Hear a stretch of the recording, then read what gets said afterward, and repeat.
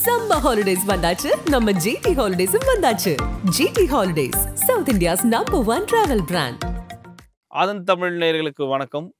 மத்திய அரசு நிதி தமிழகம் புறக்கணிப்பு, இதை பற்றி தான் நம்ம இப்போ பார்க்க போகிறோம். வடக்கு வாழ்கிறது தெற்கு தேய்கிறது என்ற அண்ணாவின் முழக்கம் தமிழ்நாட்டின் மூலை முடுக்கெல்லாம் ஒலித்த காலம் உண்டு. அதற்கு ஏற்றாற்போல்தான் இன்றளவும் தமிழகத்தை மத்தியில் மாறி மாறி ஆட்சியில் இருக்கும் அரசுகள் தொடர்ந்து ஓரவஞ்சனையோடு நடத்தி வராங்க.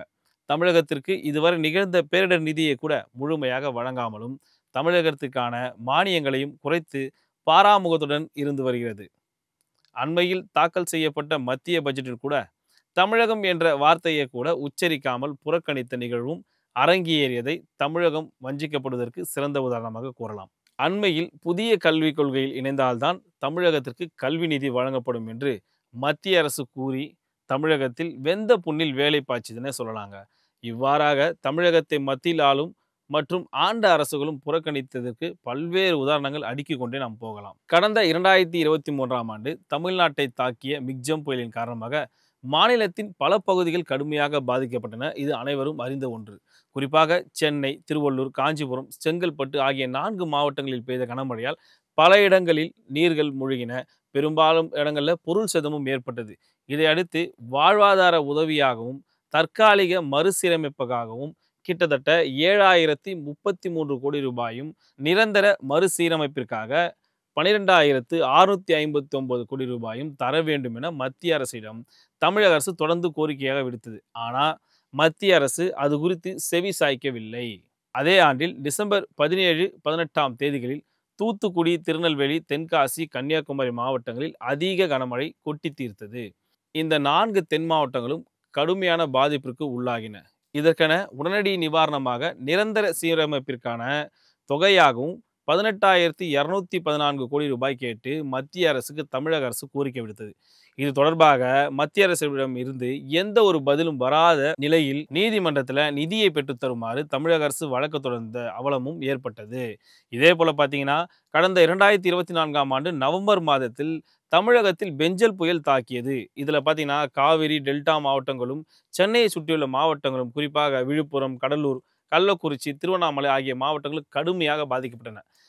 புயல் பாதிப்பால் ஏற்பட்ட இழப்புகளை ஈடுகட்ட, கட்டுமானங்களை மறுசீரமைக்க கிட்டத்தட்ட 2475 கோடி ரூபாய் தேவை என மதிப்பீட்டு செஞ்சு உடனடியாக 2000 கோடி நிவாரண நிதியை வழங்க உதவ வேண்டும் என மத்திய அரசுக்கும் பிரதமர் மோடிக்கும் கடிதம் மூலமாகவும் நேரிலும் தமிழக அரசு முறையிட்டது. ஆனால் மத்திய அரசு நிவாரண நிதியை வழங்காமல் தமிழகத்தை முற்றிலுமாக கை கழுவி விட்டது. ஆனால் அண்மையில் ஆந்திரா, ஒடிசா, திரிபுரா, நாகாலாந்து மற்றும் தெலுங்கானா மாநிலங்களுக்கு 1555 கோடி ரூபாய் நிவாரண நிதி வழங்கி மத்திய அரசு கடுமையான நிதி நெருக்கடியில் இருந்து வரும் தமிழ்நாடு அரசுக்கு 1 ரூபாய் கூட வழங்கலை அப்படின்னு சொல்லி குற்றச்சாட்டுகள் இருந்திருக்குது. இருப்பினும் பார்த்தீங்கன்னா முற்றிலுமாக தமிழகத்தை புறக்கணித்தது தமிழக அரசை இந்த விஷயம் பார்த்தீங்கன்னா அதிர்ச்சி அடைய செய்தது. என்னடா நமக்கு தராமல் அவங்களுக்கு மட்டும் கொடுத்துட்டாங்களே அப்படின்ற மாதிரி. இதே போல அண்மையில் 2025-26ஆம் ஆண்டுக்கான மத்திய பட்ஜெட்டை நாடாளுமன்றத்தில் தாக்கல் செய்த தமிழகத்தைச் சேர்ந்த நிதியமைச்சர் நிர்மலா சீதாராமன் திருக்குறளை மட்டுமே மேலோட்டமாக படித்துவிட்டு தமிழகம் என்ற ஒரு வார்த்தையை கூட உச்சரிக்காமல் தமிழ்நாட்டை புறக்கணித்தார். அதே சமயம் பாஜக தலைமையிலான தேசிய ஜனநாயக கூட்டணியில் பார்த்தீங்கன்னா அங்கம் வகிக்கும் ஆந்திரா மற்றும் பீகார் மாநிலங்களுக்கு பல்வேறு திட்டங்களுக்கான நிதிகளை வாரி வழங்கினாங்க. மத்திய அரசின் இந்த நடவடிக்கைக்கு முதலமைச்சர் ஸ்டாலின் மட்டுமின்றி தமிழகத்தில் இருக்கக்கூடிய அரசியல் கட்சி தலைவர்களும் தங்களது கடும் கண்டனத்தையும் பதிவு செஞ்சாங்க. புதிய கல்விக் கொள்கையின் அங்கமான PMST பள்ளிகளின் திட்டத்தை ஏற்றுக்கொண்டால்தான் தமிழ்நாட்டுக்கான கல்வி நிதியை விடுவிக்க முடியும் என தெரிவித்து இந்த ஆண்டு தமிழகத்திற்கு வழங்க வேண்டிய நிதியை தராமல் மத்திய அரசு மறுத்து வருகிறது. குறிப்பாக மும்மொழி கொள்கையை ஏற்றால்தான் தமிழகத்திற்கான கல்வி நிதி 2152 கோடி வழங்க முடியும் அப்படின்னு சொல்லி மத்திய கல்வித்துறை அமைச்சர் தர்மேந்திர பிரதான் திட்டவட்டமாக கூறியதற்கு தமிழக அரசியல் கட்சியினர் கடும் கண்டனத்தை தெரிவித்தாங்க.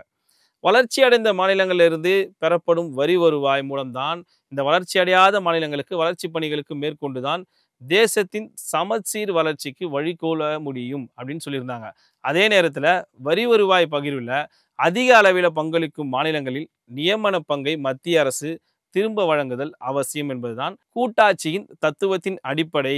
அதே போல ஆனால் இங்கு இதற்கு நேர் எதிர்மாறாக மத்திய அரசின் செயல்பாடுகள் இருப்பதாக பலரும் குற்றச்சாட்டுகளை முன்வைத்ததாக உதாரணமாக எடுத்துக்கொண்டால் மத்திய அரசுக்கு ஆண்டுதோறும் தமிழக அரசின் 1,50,000 லட்சம் கோடி ரூபாய் வரியை செலுத்தும் நிலையில் மத்திய அரசிடமிருந்து வெறும் 30 மற்றும் 40,000 கோடி ரூபாய் மட்டுமே திரும்ப கிடைக்கிறது.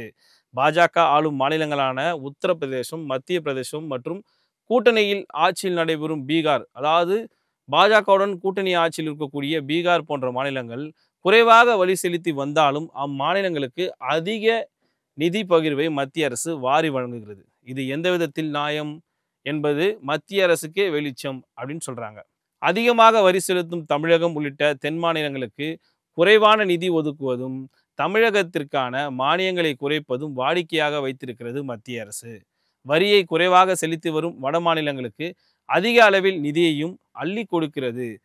முறையாக வரி செலுத்தும், அதுவும் அதிகமாக வரி செலுத்தும் தமிழகம் போன்ற தென் மாநிலங்களுக்கு குறைவான நிதியை ஒதுக்குவதுதான் மத்திய அரசின் நீதியா என்று சாமானிய மக்கள் கூட கேட்கும் நிலை தற்போது எழுந்துள்ளது.